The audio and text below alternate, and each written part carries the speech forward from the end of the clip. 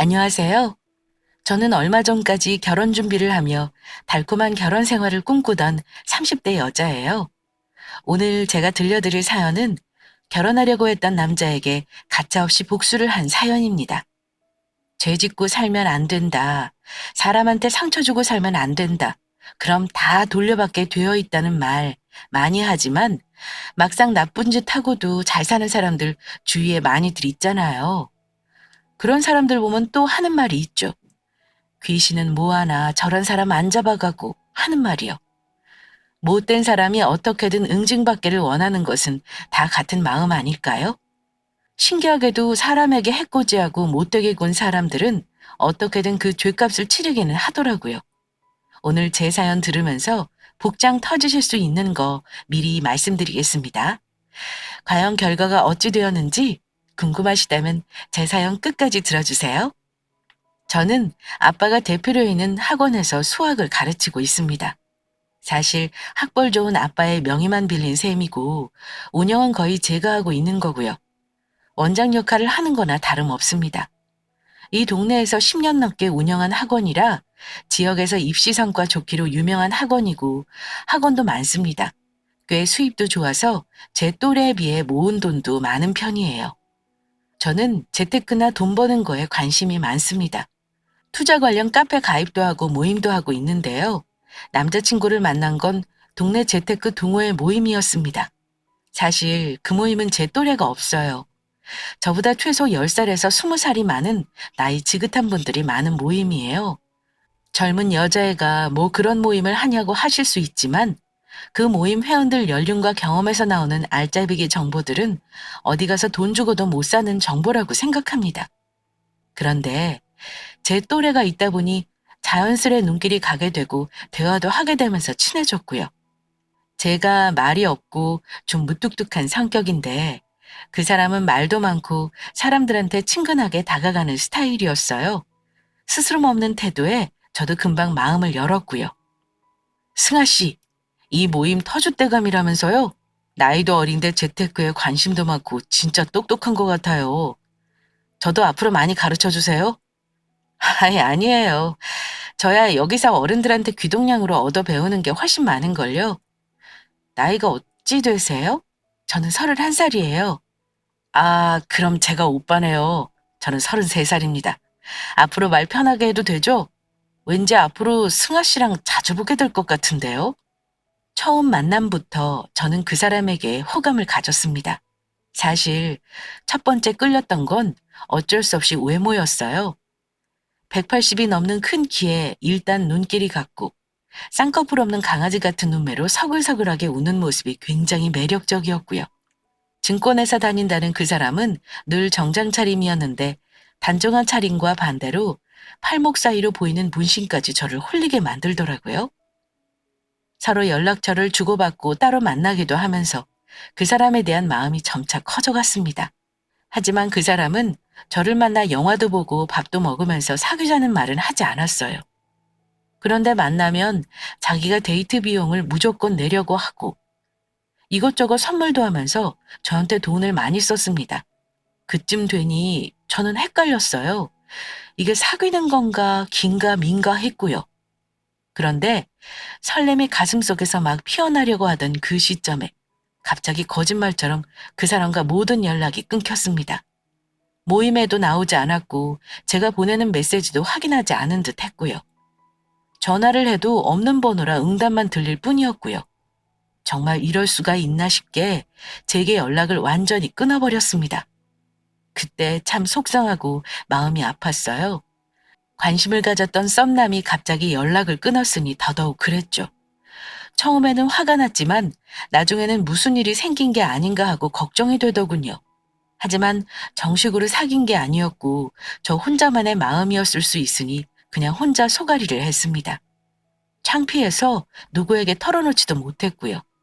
그렇게 몇 달쯤 흘렀었는데 갑자기 그 사람에게 연락이 왔습니다. 승아 씨, 그동안 잘 지냈어요? 저예요, 김재호. 오랜만이네요. 그동안 사정이 있어서 연락을 못했어요. 마음에서 애써 지우려 했던 사람의 전화 한 통이 마음을 한순간에 흔들 수도 있는 거더라고요. 저는 서운했던 것도 있고 연락을 해준 그 사람에게 고마워하고 말았습니다. 대체 그동안 왜 연락이 없었어요? 혹시 무슨 안 좋은 일 있었던 건 아니고요? 안 좋은 일이라면 안 좋은 일이죠. 실은 제가 예전에 사귀었던 여자친구를 도와줘야 할 일이 있어서 사정상 연락이 어려웠어요. 전 여자친구라는 말을 듣는 순간 가슴이 철렁하더라고요. 재우 씨 여자친구요? 혹시 아직도 만나시는 건가요? 아니요, 그럴 리가요. 이미 오래전에 정리한 사이예요. 말하자면 긴데 그 친구는 미국에 사는데 거기서 만나는 남자의 아이를 가져서 한국에 왔더라고요. 여러 가지 해결해야 할 문제들이 있어서 사정상 제가 좀 도와줘야 했어요. 근데 우리 부모님이 그걸 알게 되시는 바람에 사달이 났지 뭐예요. 부모님이 그 친구를 별로 안 좋아하시거든요. 어쨌든 지금은 다 해결됐습니다. 그래서 연락드렸어요. 그동안 연락 못한 건 정말 미안해요. 네. 전 여자친구분이 힘든 상황이었나 보네요. 그렇게 도와주시기까지 하고. 잘하셨어요. 지금은 괜찮으신 거죠? 그럼요. 제가 빚진 게 있어서 도와주긴 했지만 앞으로는 아마 연락 안 할 겁니다. 그래도 갑자기 연락 두절한 건 잘못하신 거예요. 다음부턴 그러지 마셨으면 해요. 그렇게 그 사건은 지나갔고 우리 둘은 다시 만나면서 사귀는 사이가 됐습니다. 여느 평범한 연인들과 다를 바 없이 데이트하고 서로 사랑을 했어요. 자연스레 그 사람과 함께하는 미래도 꿈꾸게 되었고요. 그 사람은 우리 동네 오피스텔에서 혼자 살았는데 본가가 지방이라서 20살부터 자취를 했다고 하더군요. 그 사람과 본격적으로 사귀면서 당연히 남자친구 집에서 데이트를 하기도 했고요. 만나서도 제가 엄청 잘해줬습니다. 선물도 자주 사주고 남자친구 집에 가서 밥도 자주 해줬죠. 간혹 제가 남자친구 집에 혼자 있는 경우도 있었는데요. 한 번은 제가 간단히 청소를 해주다가 침대 밑에서 우연히 임신 테스트기를 발견한 적이 있었습니다. 그것도 두 줄이 선명한 테스트기를요. 그거 보고 당연히 깜짝 놀랐죠. 임신 테스트기는 여자가 사용하는 거잖아요. 거긴 남자 집이었고요. 근데 왜 그런 물건이 거기 있는 건지 너무 의아했어요. 궁금한 거 그냥 못 넘어가는 성격이기도 했고 남자친구에 대한 이상한 의심을 하는 게 싫어 단도직입적으로 물었습니다. 재호 씨, 내가 오늘 자기 방에서 이상한 걸 발견했어.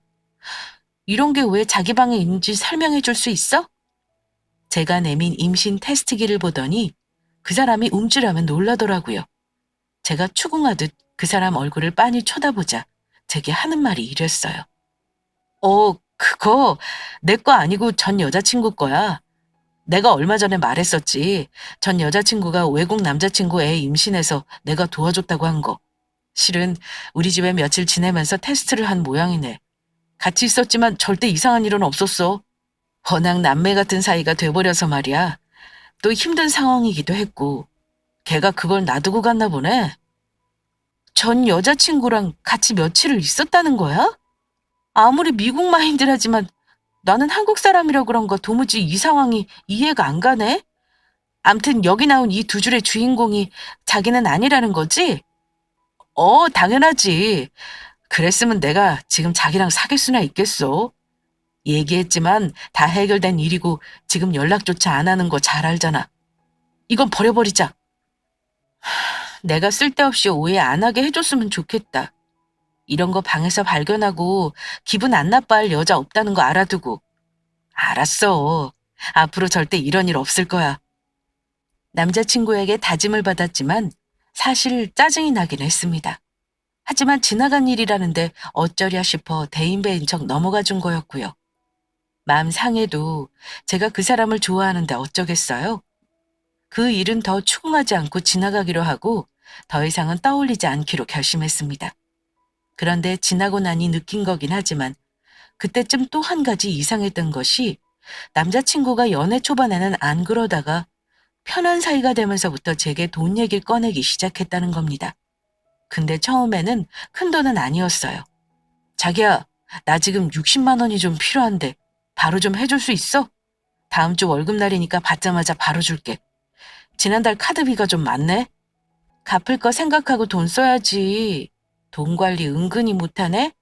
재테크 관심 있으면 뭐해? 월급 관리부터 제대로 해야겠다, 자기. 아, 미안. 앞으로는 안 그럴게. 이번에는 좀 급해. 한 번만 도와주라. 이런 식으로 갑자기 급하다며 몇십만 원을 가져가서 월급날 주겠다고 했고, 그렇게 빌려간 돈은 잘 갚았기 때문에 대수롭지 않게 생각했습니다. 그러다가 한 6개월쯤 만났을 때 그 사람이 제게 청혼을 했습니다. 빠르다 싶었지만 그게 무슨 문제랴 싶었어요. 저는 그 사람에 대해 잘 알고 있다고 생각했고 결혼까지 하자는 사람이 무슨 문제가 있으랴 생각했습니다. 우리 집에 인사를 먼저 했는데 부모님은 싹싹한 그 사람을 마음에 쏙 들어 하셨습니다. 아빠는 그 사람이 증권맨이라는 것도 너무 좋아하셨어요.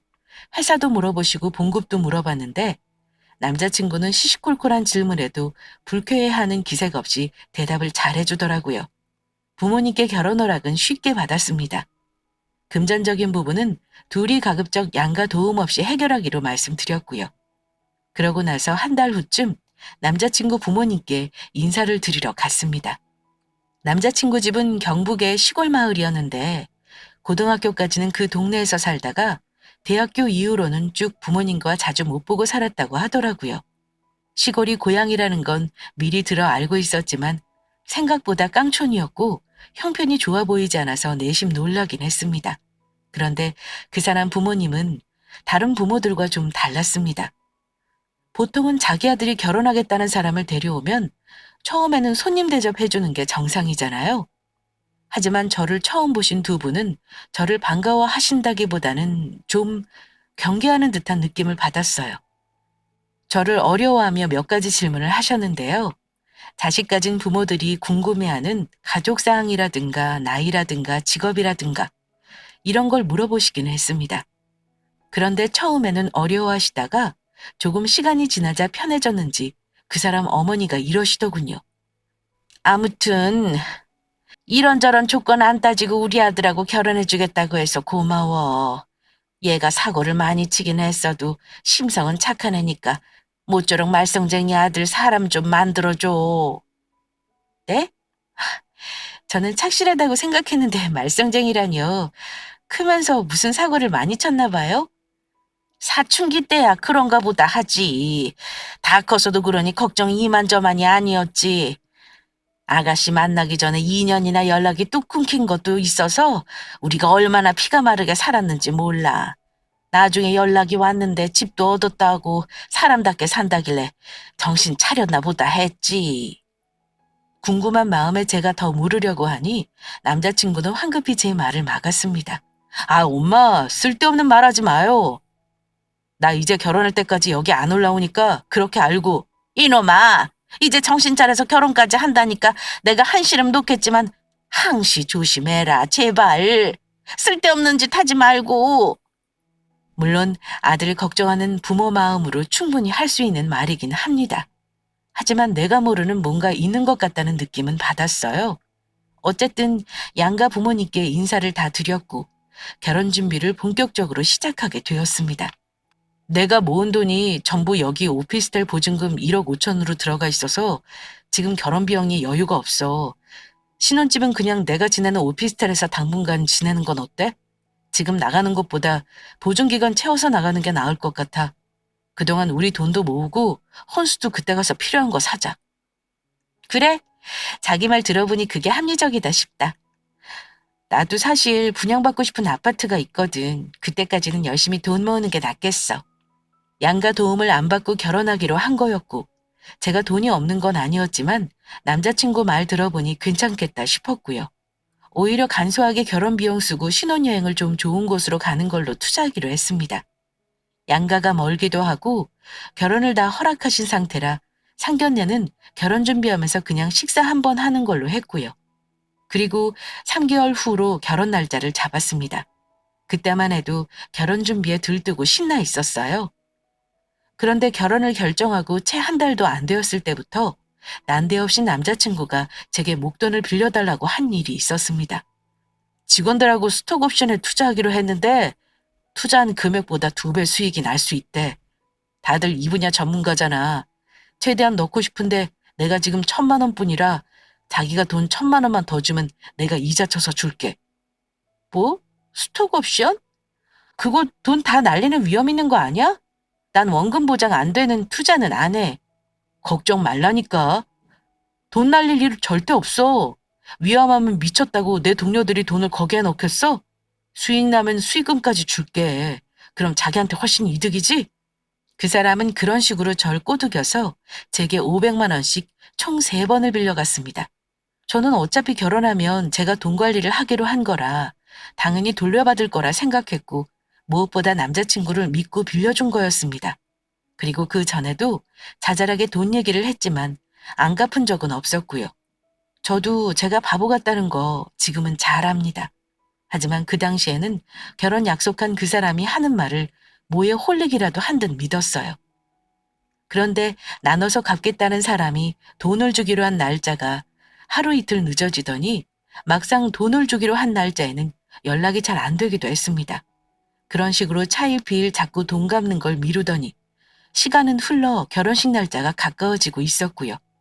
아무리 결혼할 사람이라지만 적은 돈도 아니고 1,000만 원이 넘는 돈을 빌려줬는데 당연히 불안했습니다.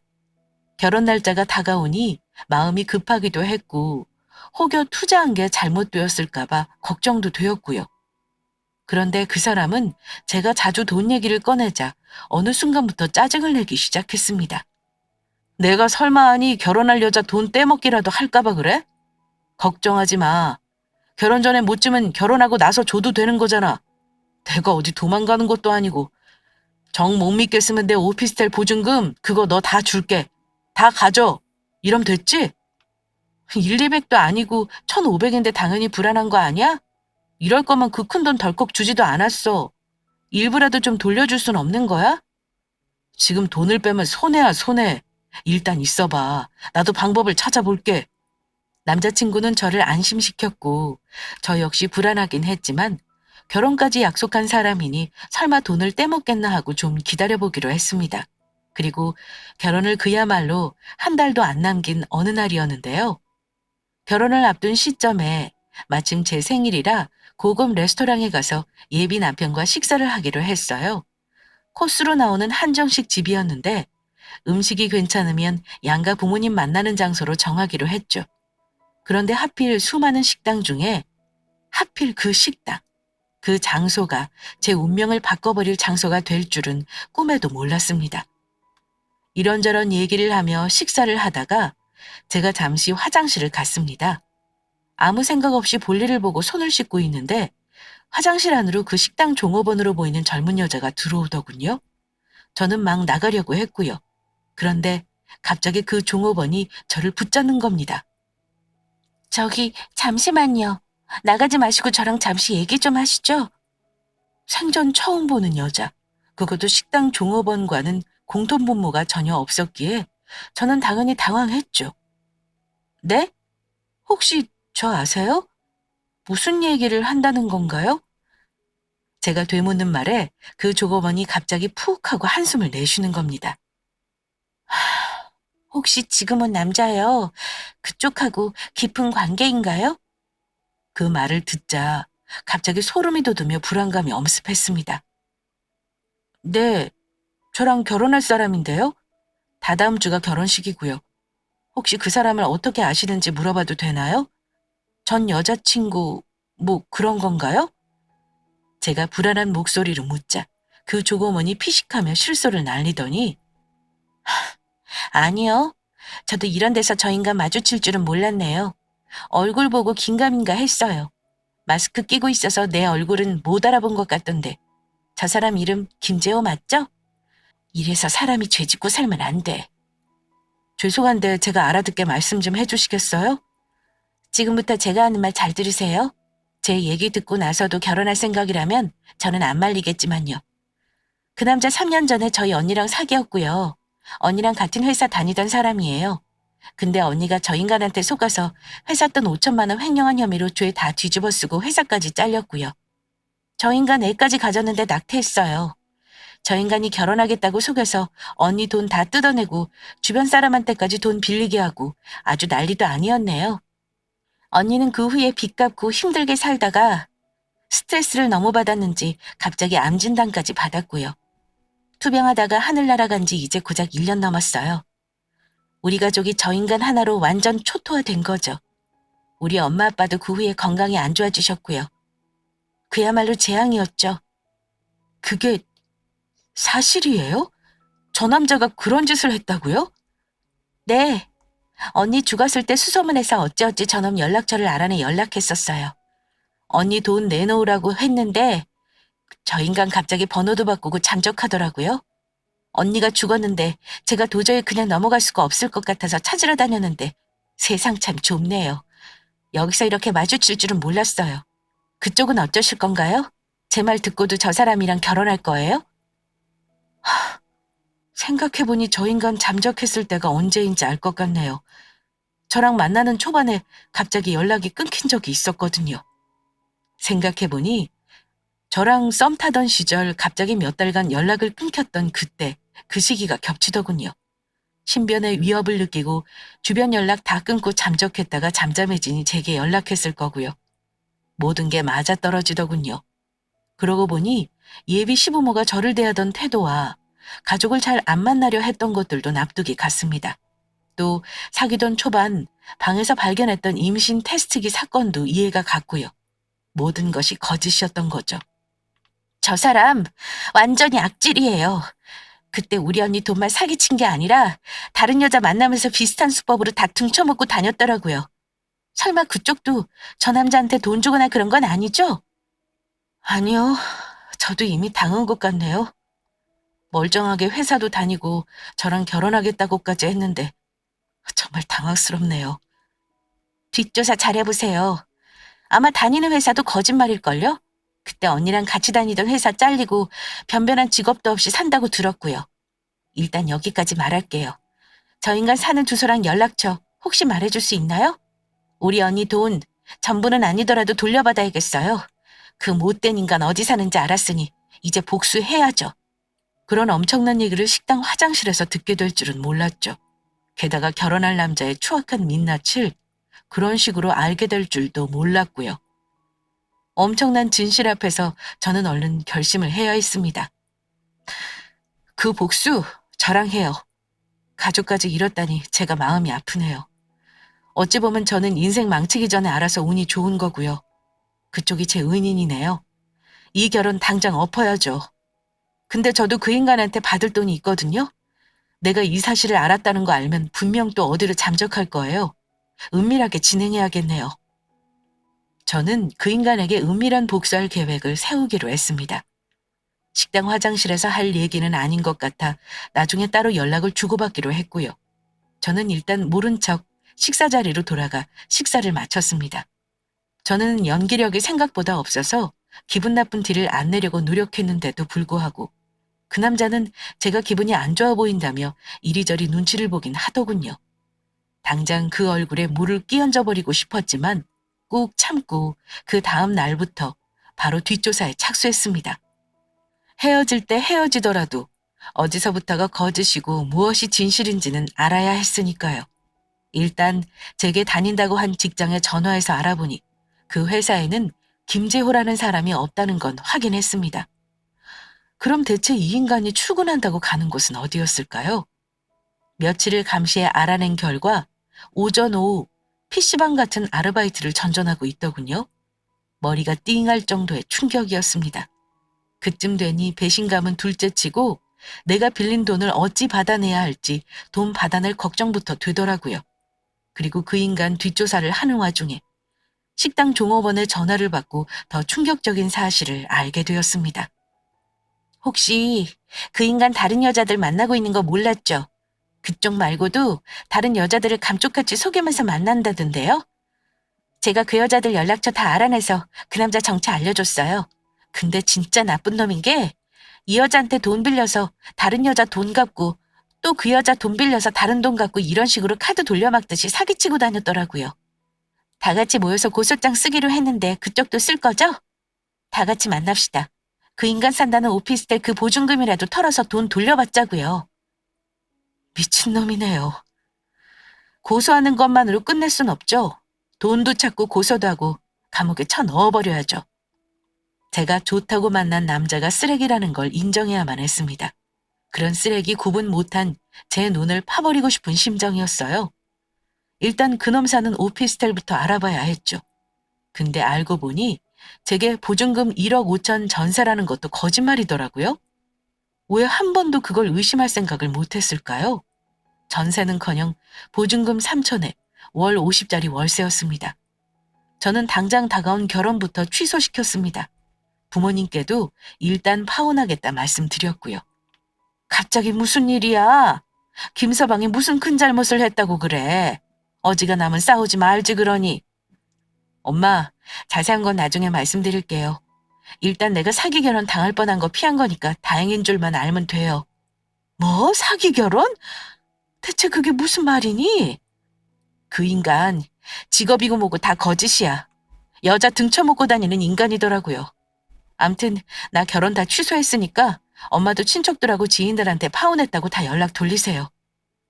그리고 저는 그 사람 부모님한테 연락을 드렸습니다. 다른 거 말 안 했고 최대한 담백하게 말씀드렸어요. 대개 아드님 사고치고 다녔던 거 최소한 저한테 말씀은 해주셨어야 했네요. 다른 말씀 안 드릴게요.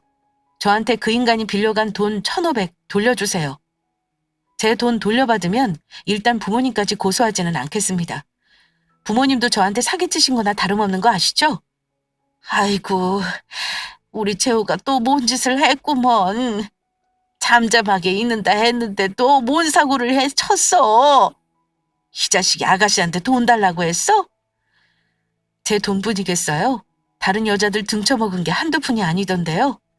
저는 우선 제 돈 돌려받는 게 급해서요. 어떡하실 건가요? 일주일 시간 드리면 주실 수 있나요? 그 이상 넘어가면 안 주는 걸로 알고 바로 전부 고소할 겁니다. 이건 형사처벌감인 거 알고 계시겠죠? 아가씨, 그래도 결혼할 뻔한 사이 아니요? 조금만 기다려봐. 내가 재우 누나한테 부탁해서 그 돈은 어찌 마련해 볼 테니. 일단 제 돈 돌려주면 부모님까지 고소는 안 하겠지만 그놈 죗값 치르게 할 거라는 거 알고 계세요. 저 만나기 전에 만났던 여자 죽은 거 아시잖아요? 그거 그대 가들이 죽인 거나 마찬가지예요. 그것까지 알아버렸구먼. 우리도 그 소식 듣고 마음이 편하진 않아. 그래도 우리 아들놈 애까지 뱉던 아가씨인데 나라고 마음이 좋았겠소? 다행히 그 인간 부모까지 막대먹은 인간은 아니더군요. 그 인간 부모에게 돈 달라고 연락을 했으니 당연히 그 사람에게도 소식이 전해졌을 거라고 생각했습니다. 아니나 다를까 무슨 영화의 한 장면처럼 그 타이밍에 전화벨이 울리는 겁니다. 마침 잘 전화했네. 안 그래도 오늘 너한테 파혼하자고 말하려고 했는데 이제까지 나를 아주 잘도 속였더라. 자기야, 왜 이상한 여자 말만 듣고 내 말을 안 믿는 거야? 나 여자 만난 건 사실이지만 그년이 앙심 품고 당신한테 거짓말하는 거야. 내 인생 잘 되는 거 싫어서 회방 놓는 거라니까? 그래? 그럼 오피스텔이 왜 월세인지부터 설명해봐. 그리고 당신 전 여자친구 죽었더라? 당신 애도 지웠다며? 그거 다 설명해봐. 대신 비겁하게 도망가지 마. 너 도망가봤자 소용없는 거 알지? 감옥 가고 싶지 않으면 있는 돈 긁어 모아서 변호사나 고용하는 게 좋을 거야. 그 인간에게 그렇게 내지르고 나서 며칠 후 저는 그놈 전 여자친구 동생을 비롯해 그놈에게 농락당한 여자들, 저를 포함한 4명이 한자리에 만났습니다. 상간녀와의 3자 대면은 들어봤어도 한 남자에게 농락당한 여자들의 만남이라니 듣도 보도 못한 조합이었죠. 거기 모인 여자들도 제 생각과 같은지 모두 기가 막힌 표정이었고요. 하지만 모두 한 남자에게 복수하겠다는 목표를 가지고 있다는 공통점이 있어서인지 어색한 분위기는 식당 종업원이 먼저 운을 떼면서 점차 없어지기 시작했습니다. 여기 모이신 분들 모두 화나고 어처구니 없는 상황이겠지만 일단 힘을 합해야 할 것 같아요. 다시는 우리 같은 피해자가 나오면 안 되니까요. 저는 언니를 잃었어요. 돈도 돈이지만 제 목표는 그 못된 인간 죗값 치르게 하는 게 우선이고요. 네, 저도 마찬가지예요. 다들 힘드시겠지만 우선 고소하려면 증거가 가장 중요해요. 잘못하면 검찰로 송치해도 증거 불충분으로 나올 수 있다네요. 특히 사기 혐의는 그래요. 사랑해서 준 게 아니고 우리가 속았다는 거 증명하는 게 중요하거든요. 일단 여기 모인 분들 그동안 당한 거 진술서 쓰고 돈 보냈던 거 이체 내역 다 첨부해보자고요. 그거 말고도 피해 입은 거 전부 적어서 같이 고소장 내는 게 좋겠어요. 거기 모인 여자들은 다들 저와 다르지 않은 평범하고 착한 애들이었습니다. 착하디 착한 간호사, 물리치료사, 그리고 저. 얘기 나누다 보니 회사와 집을 오가면서 그 나쁜 놈만 해바라기처럼 바라보고 있던 그런 친구들이었더군요. 동시에 다른 여자를 만나고 있었던 사실도 모르고 있었던 친구도 있었고요. 저를 만나면서도 다른 여자랑 만나고 다녔던 거죠.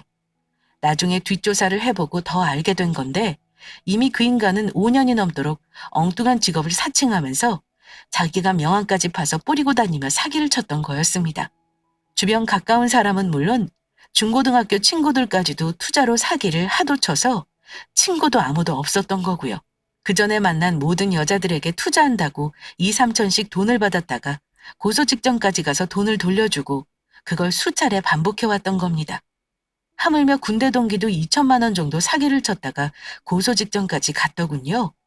전에 일했던 회사 5천만 원 횡령건은 그 식당 종업원 언니에게 뒤집어 씌우고 돈은 자기가 써버리기까지 했고요.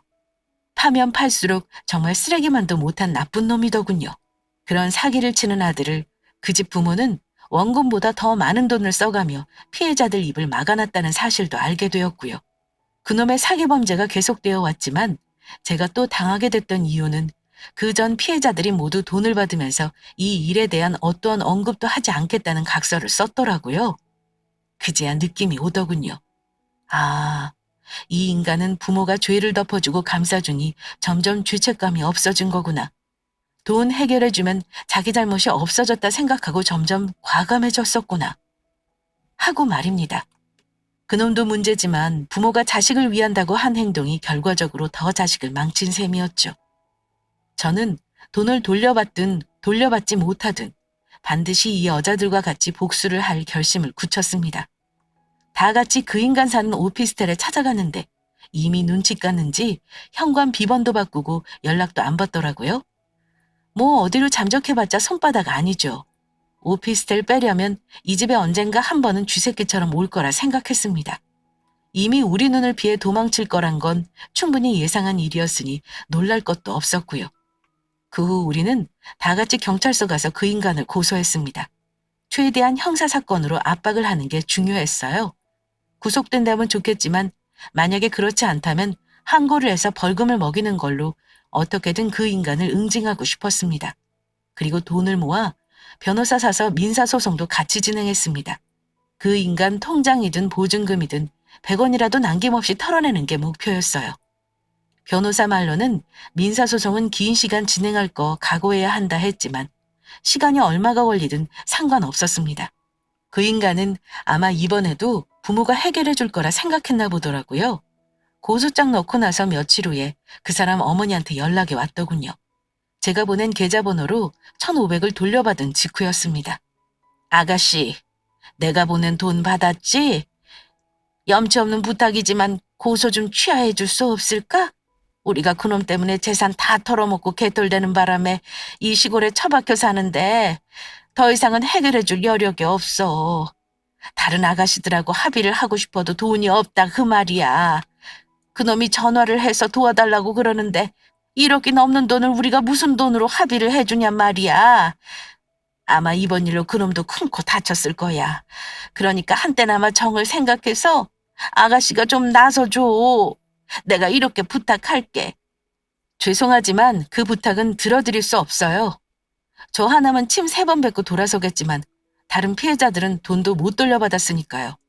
그 인간 정신 차리게 하려면 부모님도 이러시면 안 돼요. 그냥 없는 자식이다 생각하시고 모른 척 하시죠. 저한테 더 이상 이런 부탁 안 하셨으면 좋겠네요.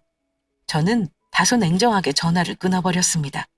답답하기도 하고 그 부모 심정이 이해되기도 하고 저도 참 마음이 복잡했죠. 부모가 무슨 죄가 있겠어요? 죄라면 뭐 아들 잘못 키운 죄지 그렇게 범죄자가 되라고 키운 걸 아니니까요. 그 후 제게 이 엄청난 진실을 알려줬던 그 식당 종업원에게 연락을 받았었는데요. 우리 언니 회사 돈 횡령 사건 재수사하기로 했어요. 지난 일이고 언니도 세상에 없어서 부질없다 생각했는데 언니 말 듣고 재수사 요청한 거 잘한 일인 것 같아요.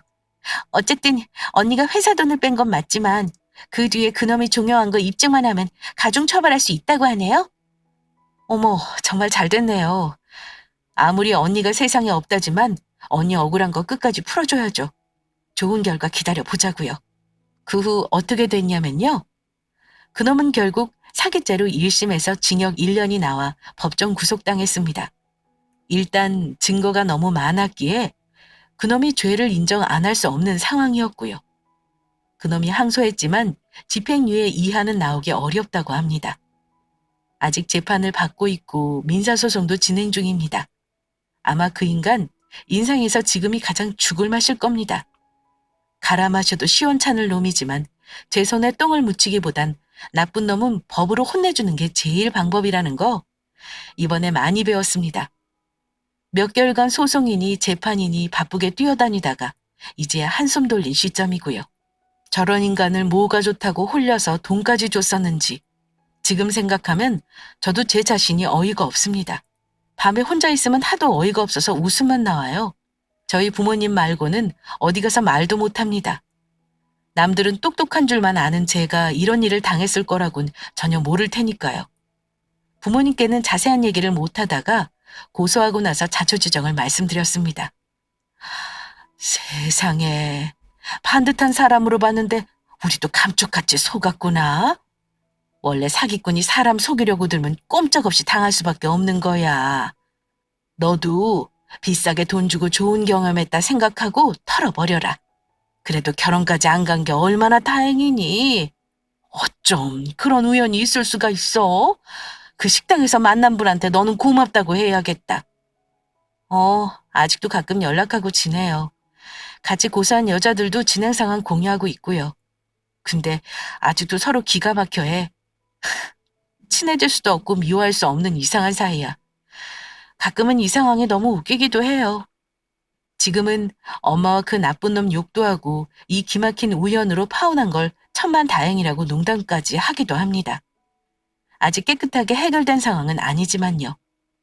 분명한 건 그 인간이 앞으로 다른 사람들에게 사기치고 다닌다는 건 일단 막았다는 겁니다. 그리고 그동안 저지른 짓에 대해 죗값을 받을 거라는 것도요. 그것만으로 저는 마음에 상처 입은 게 조금 아무는 느낌입니다. 앞으로는 솔직히 남자 만나는 거 어려울 것 같아요. 진짜 사람 만날 때 범죄 경력이랑 가족관계랑 재산 상황도 다 확인해야 하는 세상인가 봐요. 참 씁쓸하네요. 하필이면 제가 좋아했던 사람이 그런 쓰레기였다는 게 억울하고요. 그래도 제 인생 더 안 망치고 이 정도로 해결된 거에 감사하고 살려고 합니다.